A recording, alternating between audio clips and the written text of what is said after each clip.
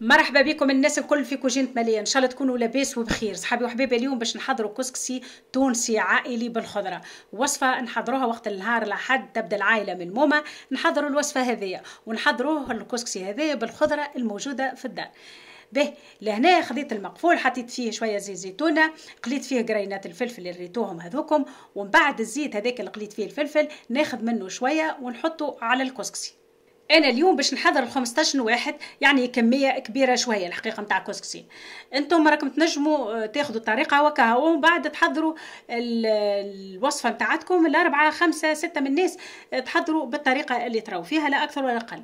لهنا الكسكسي هذاك اللي حطيت عليه الزيت سخون، حطيت عليه شويه ملح، شويه سكينجبير، شويه قرفه، جوز الطيب، وباش نبدا نخلط في الكسكسي هذاك بشويه بشويه، ونزيد في الماء ما تحطوش كميه كبيره، على خاطر احنا الكسكسي بعد باش نسقوه بالسقاه ما يستحقش باش نحطوا كميه كبيره نتاع ماء.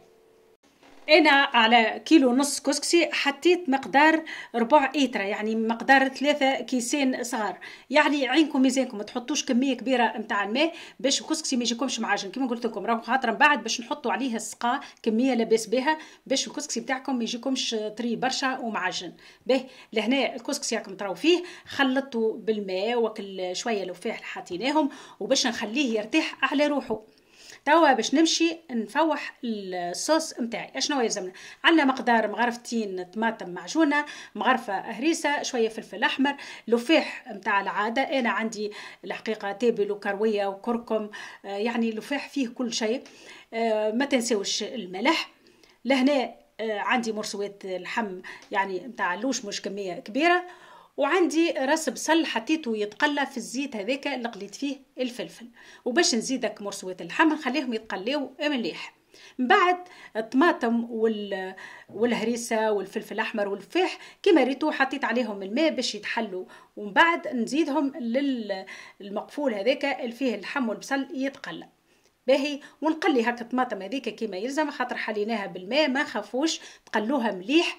من بعد تحطوا الماء السخون. الماء السخون راهو حاجه لازمه وقت تطيبوا الكسكسي نتاعكم ولا اي نوعيه نتاع ماكله، وماذا بيكم تمرقوا بالماء السخون مش بالماء بارد، باش الماكله نتاعتكم ما تجيكمش صامته وتجيكم بنينه وتجيكم تحفونه وتجيكم فاوحه. لهنا تمرقوا بالكميه نتاع الماء اللي لازمتكم. تحطوا الحمص اذا كان تحبوا الكسكسي فيه الحمص، تسكروا الكوكوت مده 10 دقائق. انا اليوم باش نحضر الكسكسي نتاعي بالخضره، فيه لفت، فيه سفنيريا، فيه البطاطا، بصل كيما ريتو، حطيت الحمص وقرينات فلفل اخضر. انتم راكم تنجموا تحضروا باي نوعيه نتاع خضره متوفره في الدار. بعد نصيف ساعه رجعت للقصعه اللي فيها الكسكسي، وباش نبدا نخدمه بيدي بالطريقه اللي تراو فيها. كما ريتو في اول الفيديو حطيت الزيت هذاك اللي قلينا به الفلفل، راهو اول حاجه يعطي بنه للكسكسي، وثاني حاجه الكسكسي نتاعكم يجيكم فارك ويجيكم ماهوش معجن. هاكم تراو فيه الكعبه كيف اختها. تو باش نحطوا فور مره واحده وكاهو. فما برشا ناس تو يقولوا لك عليه حطيت زيت في الكسكسي، لا ما يجيش، لا يجي، خاطر الكسكسي وقت نحضروه من غير زيت راهو يجيكم معجن ويجيكم مكعبر وما يجيكمش حتى المنظر نتاعو مزيان. حتى تراو وقت اللي يطيب الكسكسي كيفاش كل كعبه كيف اختها. الزيت هذاك اللي حطيناه راهو حكمه، الكسكسي بقدره الله يجيكم فارك ما يجيكمش معجن.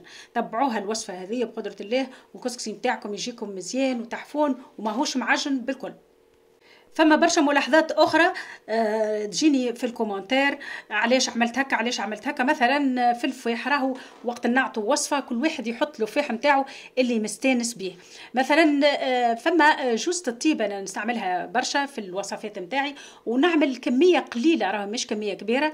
جوز الطيب راهي مفيده برشا للصحه، ما ثم وعلاش نقولوا عليها حرام؟ ما هيش حرام، جوز الطيب نحضروا بها الماكله ومفيده برشا للصحه. المهم نحطوش منها كميه كبيره، وفي كل الحالات اي نوعيه نتاع فاح راهو ما نحطوش كميه كبيره، هو اسمه فاح باش نفوحوا به لا اكثر ولا اقل، باش الماكله نتاعنا تجينا بنينه وتجينا فاوحه. وراهو كل بلاد ورتالها. الكسكسي معروفة به تونس، معروفة به الجزائر، ومعروفة به المغرب، وكل واحد كيفاش يحضر الكسكسي متاعو. والكسكسي التونسي يختلف على الكسكسي الجزائري، والكسكسي الجزائري يختلف على الكسكسي المغربي، وكل واحد عنده طريقته اللي يحضر بها الكسكسي، وعنده لفاح اللي يحضر به. فما بالك من دار لدار. يعني كل امرأة كيفاش تحضر الكسكسي متاعها، هذه طريقة من الطرق نحضروا بها الكسكسي. الكسكسي راهو نجموا نحضروه بألف طريقة في طريقة. وبالنسبة لي أنا الكسكسي كله يبدأ بنين بأي نوعية متاع فاح، بأي نوعية تحضر بها. بالنسبة لي أنا وصفة مفضلة، وصفة نحبها برشا، سواء تكون مغربية جزائرية تونسية. اصحابي وحبايبي ان شاء الله عجبتكم وصفه اليوم، ان شاء الله تجربوها وانتم ملمومين مع العائله والاصحاب والاحباب. اذا كان عجبتكم الطريقه ما تنسونيش في الاشتراك في القناه اذا كنتم مش مشتركين، تفعيل الجرس وهذا فضلا وليس امرا. اذا كان تحبوا تتصلوا بي على الانستغرام فيسبوك تيك توك راهو كويزين ماليه بصدر رحب نجاوبكم على اي سؤال تسالوه. ما يبقى لي كان نقول لكم تبقوا على خير وفي امان الله والى اللقاء وشهيه طيبه.